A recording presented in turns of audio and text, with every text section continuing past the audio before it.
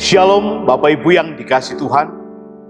Kita berjumpa lagi dalam ibadah kita di bulan Mei, mengawali hari-hari yang kita lalui bersama-sama. Tetap semangat untuk beribadah, tetap bergelora dalam melayani Tuhan bersama-sama. Firman Tuhan hari ini terambil dari kitab Keluaran pasal yang ketiga, ayat 14 sampai dengan ayat yang ke-15. Demikian bunyi kebenaran firman Tuhan. Lalu Musa berkata kepada Allah, "Tetapi apabila aku mendapatkan orang Israel dan berkata kepada mereka, Allah nenek moyangmu telah mengutus aku kepadamu. Dan mereka bertanya kepadaku, bagaimana tentang namanya? Apakah yang harus kujawab kepada mereka?" Firman Allah kepada Musa, "Aku adalah Aku." Lagi firman-Nya, "Beginilah kau katakan kepada orang Israel itu, Akulah Aku, telah mengutus aku kepadamu." Amin.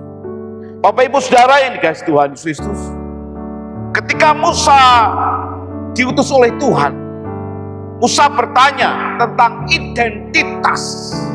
Siapakah Tuhan Allah itu? Mungkin saudara bertanya, kenapa harus bertanya tentang identitas Allah? Kenapa Musa harus bertanya secara mendetail tentang Allah? Apakah orang Israel tidak mengenal Allah? Saudara yang dikasihi Tuhan Kristus, mari kita perhatikan bersama-sama, siapakah nenek moyang daripada orang-orang Israel? Nenek moyang orang Israel adalah Abraham. Abraham memperanakkan yaitu Ishak. Ishak memperanakkan ada dua anaknya, yaitu Esau dan Yakub. Dari keturunan Yakub mempunyai 12 anak, yang kemudian ketika mereka mengalami satu bencana kelaparan, keturunan Yakub yang ada 12 anak ini dan istri dan keluarganya pindah ke Mesir. Dari Mesir mereka beranak dan mereka mempunyai banyak keturunan, sehingga setiap anak-anak mereka disebut dengan suku. Sehingga dari keturunan Yakub ada 12 suku Israel. Saudara yang dikasihi Tuhan Yesus Kristus, kita kembali ke dalam pertanyaan, apakah Israel tidak mengenal siapa sesungguhnya Allah itu? Ada dua jawaban yang penting buat kita bersama-sama. Yang pertama adalah, siapakah Allah itu dalam pandangan orang-orang Israel pada penjajahan di Mesir? Yaitu kalau kita mengacu kepada Yakub, kalau kita mengacu kepada Ishak, kalau kita mengacu kepada Abraham, kita harus perhatikan bersama-sama. Abraham adalah orang Ur-Kasdim. Ur-Kasdim itu letaknya di mana? Di lembah Sungai Efrat. Lalu lembah Sungai Efrat tempatnya di mana? Kalau sekarang itu di Irak. Jadi saudara, Abraham itu adalah penduduk Ur-Kasdim pada mulanya. Pasti bahasanya bahasa asli Ur-Kasdim, yaitu bahasa Ur, yang ada 3000 tahun sebelum Masehi. Itu sebabnya ketika mereka menyembah tentang Allah, mereka selalu memakai kata Elu Sadu, artinya Tuhan yang berkuasa, Tuhan yang maha kuasa, atau di dalam bahasa Ibrani memakai kata El Shaddai, sesuai dengan apa yang dialami oleh masakan yang dialami oleh Abraham pada waktu itu. Itu sebabnya maka nama Allah juga masuk dalam pengalaman hidup mereka. Allah juga disebut dengan namanya El-Hayim, yang berarti adalah Allah yang hidup. Atau orang berkata El-Gibor, Allah yang maha besar. Saudara-saudara ini guys, Tuhan Kristus. Mungkin saudara bertanya, Elohim itu apa artinya? Saudara, Elohim itu kata tunggalnya adalah Eloah. Ini dalam bahasa Ibrani. Nah, kata Elohim itu adalah jamak dari satu kata di mana keagungan yang luar biasa. Sehingga ketika orang menyebut nama Elohim, itu sesuatu di mana Allah-Allah yang maha besar itu. Saudara-saudaraku yang dikasih Tuhan Kristus, biasanya kalau kita perhatikan bersama-sama, orang-orang di sekitar itu, di sekitar di mana Abraham bertempat tinggal, mereka kadang memakai kata Elohim. Tetapi pada kekasannya, sesungguhnya kata Elohim itu hanya diperuntukkan kepada Allahnya orang Israel, di mana Abraham mempunyai keturunan. Itu sebabnya saudara, ketika orang Israel ada di Mesir, mereka tahunya adalah siapa? El Shaddai. Kenapa? Karena itu yang mereka gumuli bersama-sama. Karena itu adalah pengalaman-pengalaman bapak-bapak keturunan mereka. Itu sebabnya saudara yang dikasih Tuhan Kristus, mereka hanya mengenal sebatas itu. Yang kedua saudara, kenapa Musa bertanya tentang Allah yang sesungguhnya? Karena orang Israel bertempat tinggal dan dijajah oleh orang Mesir cukup lama. Sehingga pasti konsep pemikiran tentang Allahnya itu sudah mulai berubah menjadi dewa-dewa Mesir. Itu sebabnya mereka bertanya siapakah Allah yang sesungguhnya. Dan Musa jauh sebelum melayani Tuhan untuk mengentaskan bangsa Israel, bertanya siapakah Allah yang sesungguhnya itu. Itu sebabnya saudara yang dikasih Tuhan Kristus, sekali lagi saya katakan, kita mengenal Allah dari pernyataan Abraham, orang Ur Kasdim, dari kata Elu Sadu, yang di bahasa Ibrani El Shaddai, pengalaman-pengalaman hidup Abraham. Saudara yang dikasih Tuhan Kristus, dari El Sadu, El Shaddai, sekarang Musa bertanya siapakah Allah itu.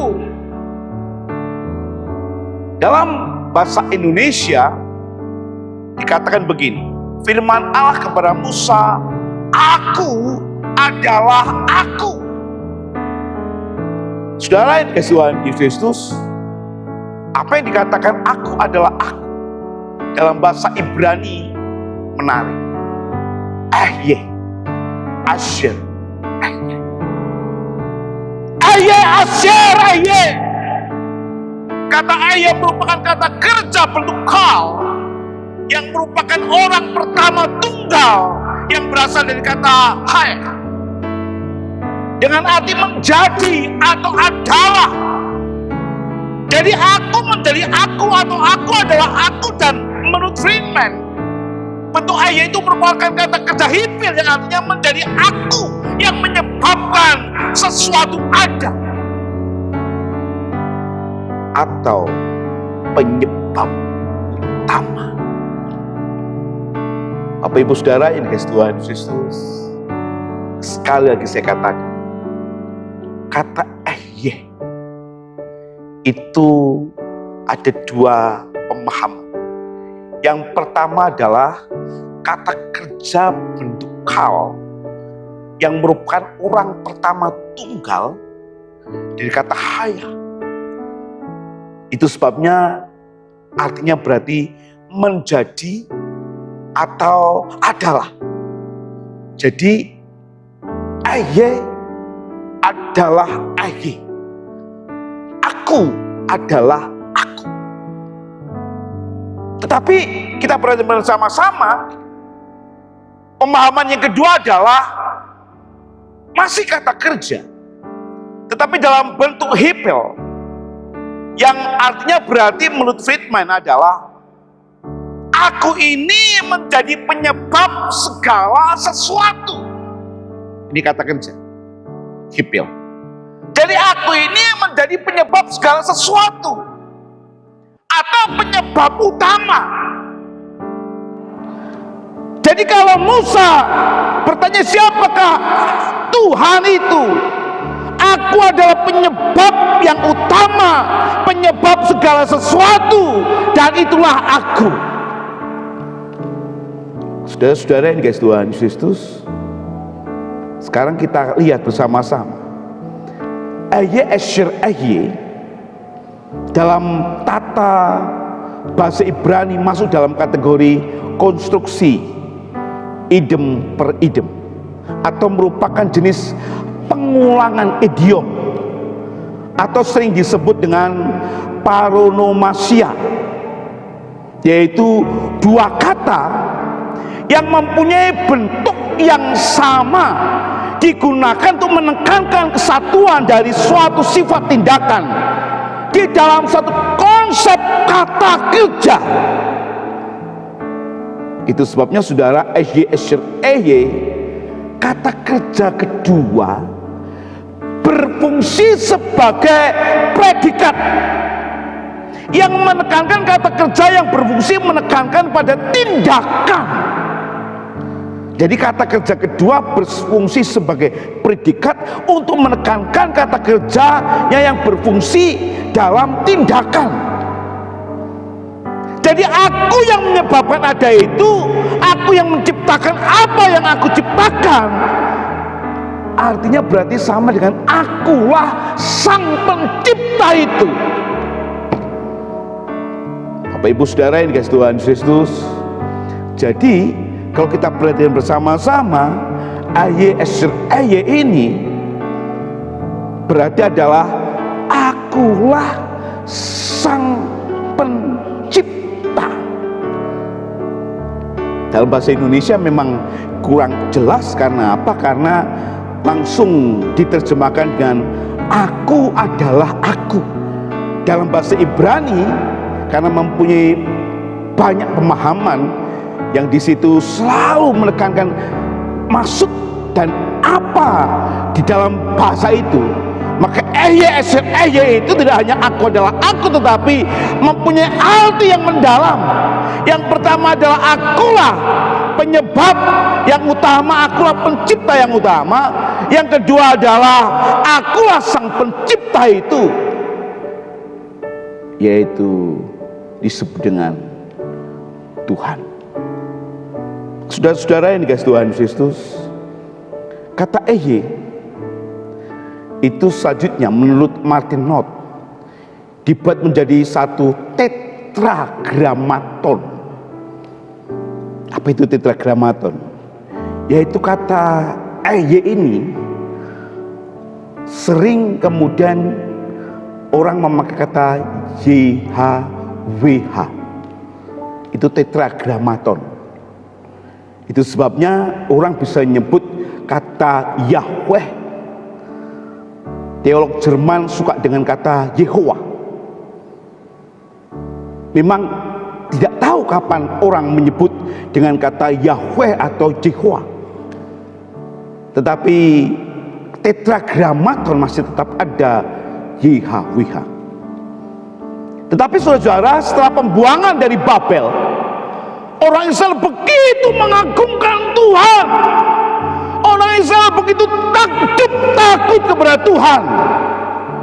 Seketika orang itu membaca Yahweh atau Yehovah dalam bentuk tetragramaton, orang nggak berani lagi menyebut kata Yahweh, tetapi mereka menyebut kata Adonai, Tuanku. Jadi orang Israel itu tidak berani menyebut kata Yahweh, tetapi mereka ketika tahu tentang huruf tetragramaton Yahweh, mereka selalu memakai kata Adonai. Mereka gak berani membaca Yahweh, Yehovah, tetapi menggantinya dengan Adonai, atau dalam bahasa Yunaninya adalah Kurios,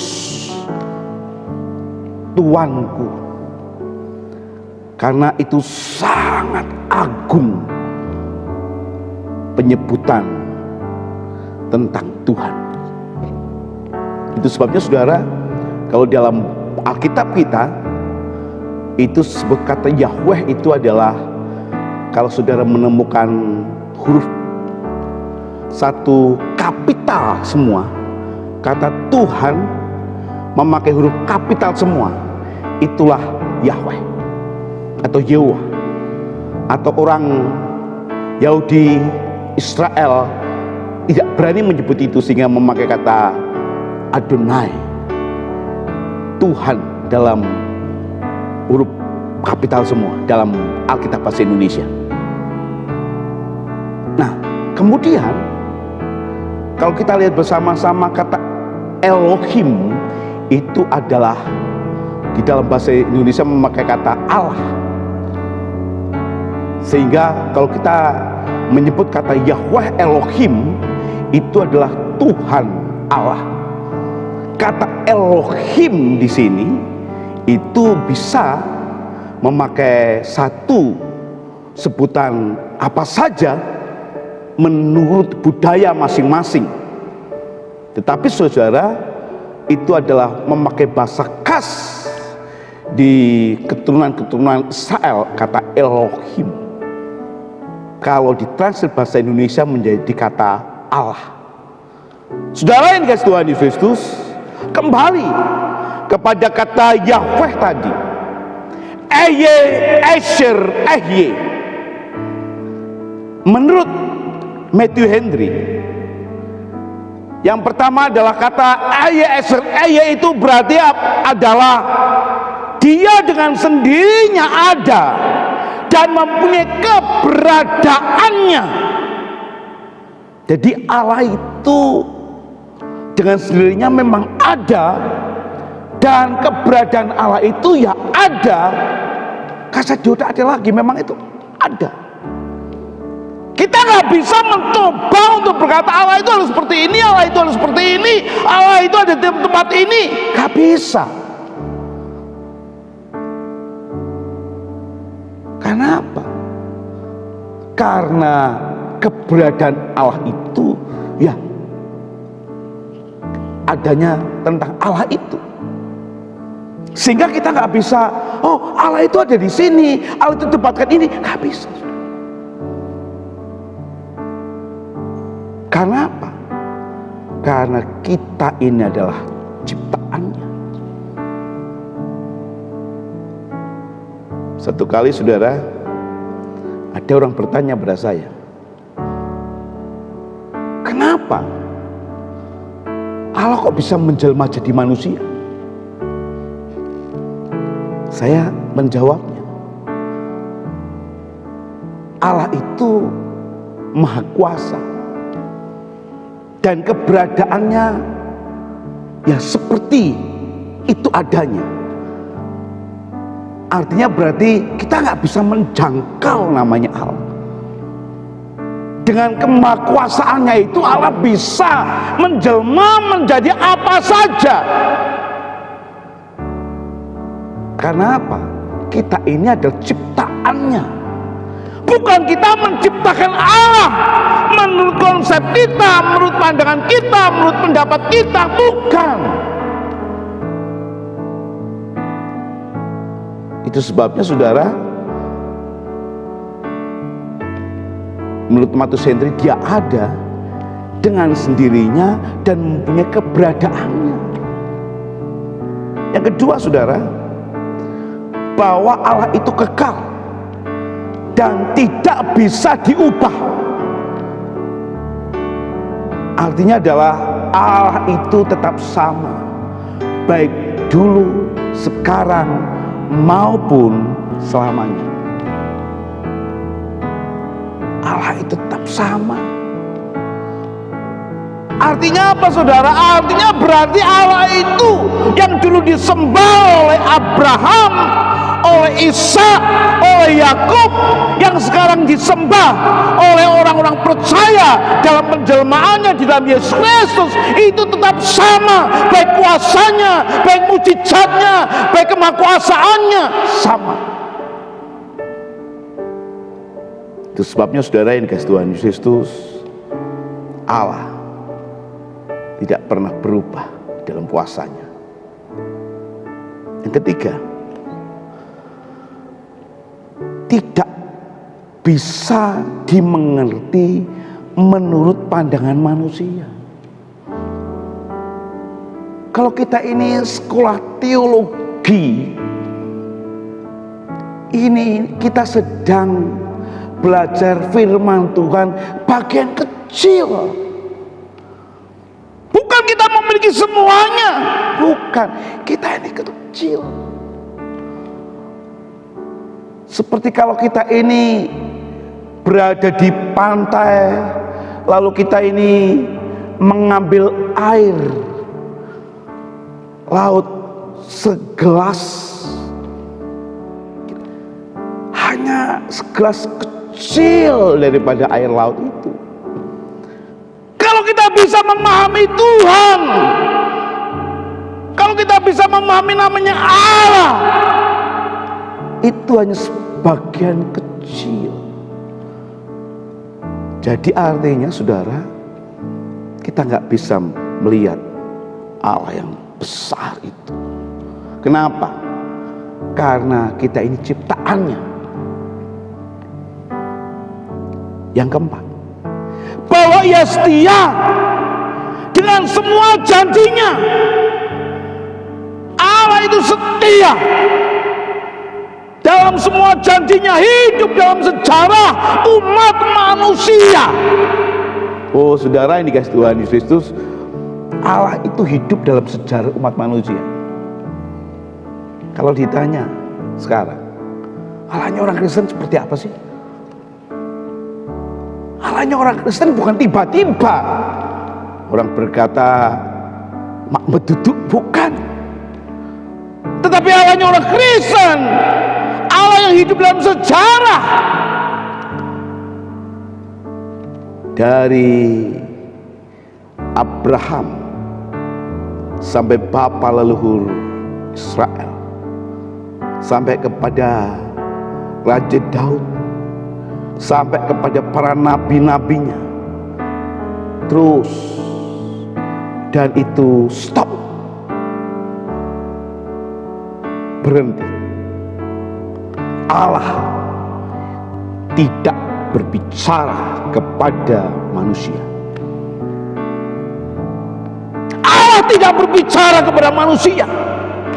Allah tidak berfirman kepada manusia. Allah berhenti, tidak menemui manusia. Tetapi Allah tetap pegang janjinya, yaitu apa? Menyelamatkan umat manusia. Itu sebabnya setelah 400 tahun Allah mendatangi umatnya dalam penjelmaannya sebagai manusia. Janjinya ya dan amin. Kenapa?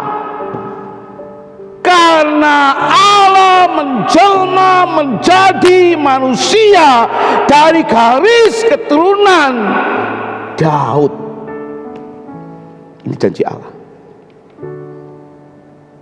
dari garis keturunan Daud. Dari Daud kalau kita tarik ke atas, dari siapa? Dari Yakub. Itu yang disebut dengan hak kesulungan. Kalau naik ke atas lagi, dari Abraham, di mana pusat berkat dalam perjanjian lama ada di dalam Abraham.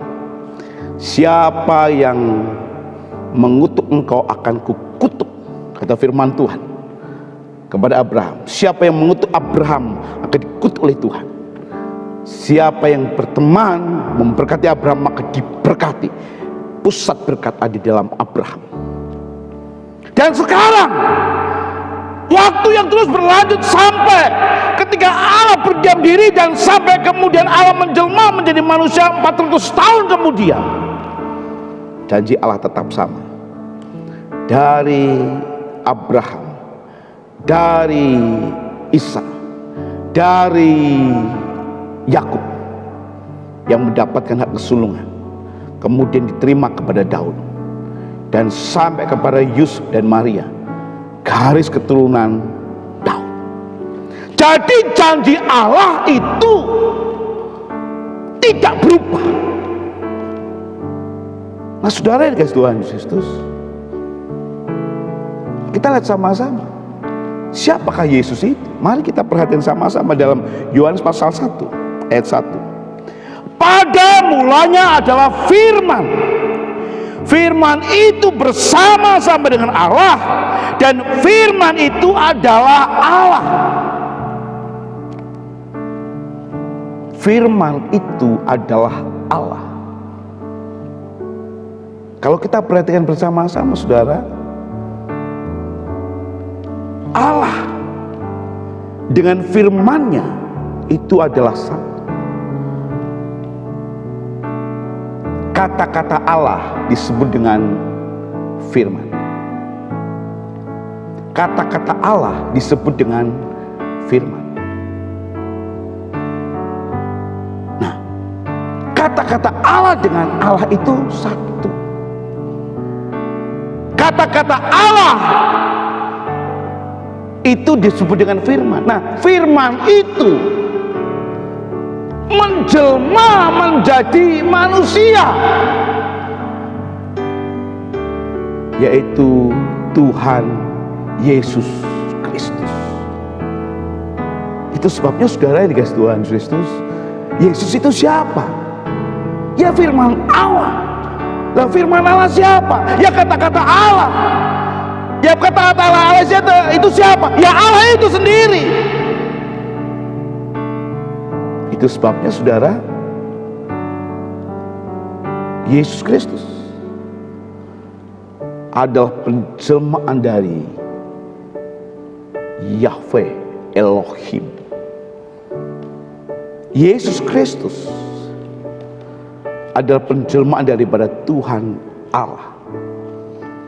Itu sebabnya saudara, ajaran kekristenan itu satu, punya sejarah, punya sesuatu alur yang jelas tentang siapa yang disembah. Itu sebabnya saudara yang dikasih Tuhan Yesus Kristus, hari ini saya katakan, ketika kita percaya kepada Tuhan Yesus Kristus, Dia adalah Allah yang menjelma menjadi manusia. Untuk apa? Untuk menyelamatkan saya dan saudara. Sesuai dengan janjinya, ketika Adam dan Hawa jatuh dalam dosa, dan Allah berkata, dari keturunanmu Hawa akan apa? Meremukkan kepala ular itu si iblis. Kenapa? Karena dari kesucian manusia bisa meremukkan tipu daya iblis. Siapa manusia yang suci, yang sempurna? Allah yang menjelma menjadi manusia. Itu sebabnya saudara, ketika kita percaya kepada Tuhan Yesus Kristus, saya dan saudara pasti selamat. karena menemukan kehidupan yang sejati. Amin.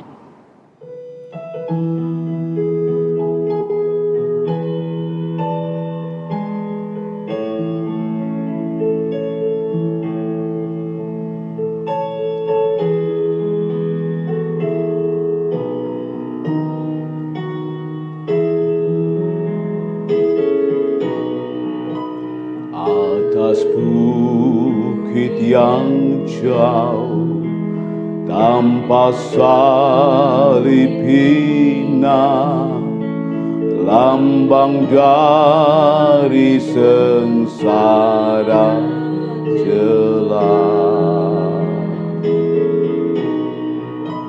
Pada salib itu Tuhanku terpaku menebus dosa isi dunia. Aku kasih akan salibnya hingga tiba saat ajalku. Ku tetap memegang salibnya sampai ku terima mahkotaku,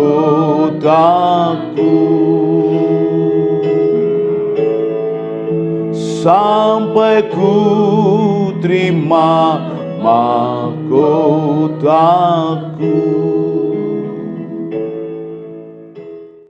Saudara yang dikasihi Tuhan, kita masuk dalam upacara agung gereja, yaitu perjamuan Tuhan.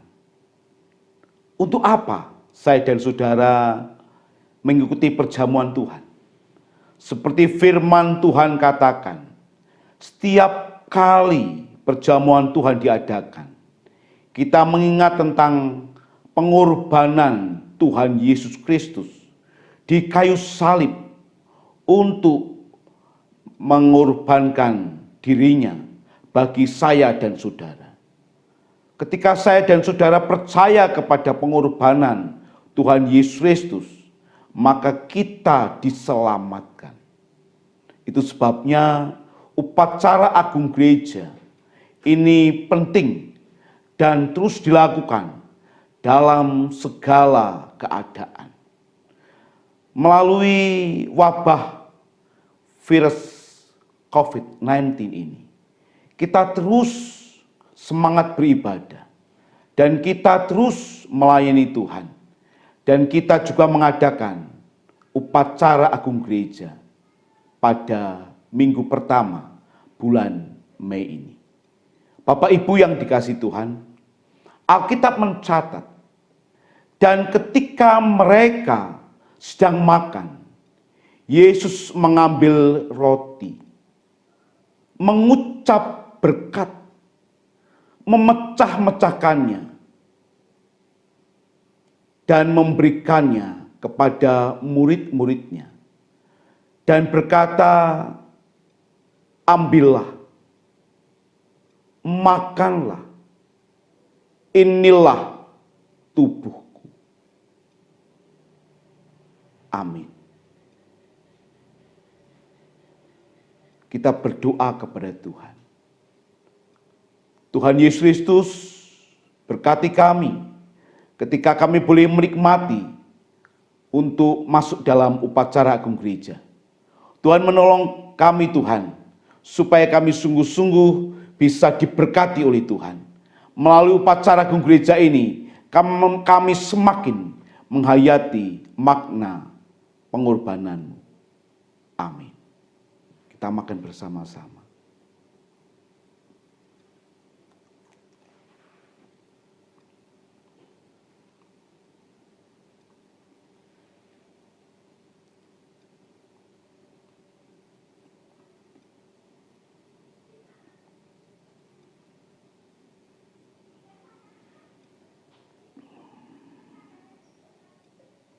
Saudara yang dikasihi Tuhan, sesudah itu Tuhan Yesus mengambil cawan, mengucap syukur, lalu memberikannya kepada mereka dan berkata, "Minumlah kamu semua dari cawan ini, sebab inilah darahku yang ditumpahkan bagi banyak orang untuk pengampunan dosa." Amin. Kita berdoa. Terima kasih Tuhan, Engkau memberkati kami. Darah-Mu tercurah bagi kami. Darah-Mu menolong kami, supaya kami boleh diselamatkan. Berkati kami Tuhan, di dalam nama Tuhan Yesus Kristus kami berdoa. Amin. Kita minum bersama-sama.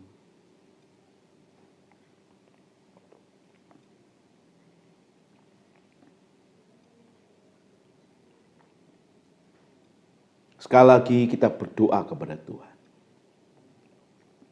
Tuhan Yesus Kristus, berkati kami Tuhan. Ketika kami mengakhiri upacara agung gereja ini, yaitu perjamuan Tuhan, Tuhan berkati. Yang lemah Tuhan kuatkan. Yang kehilangan arah Tuhan tuntun. Yang sekarang ini sedang frustrasi, Tuhan Engkau berkati.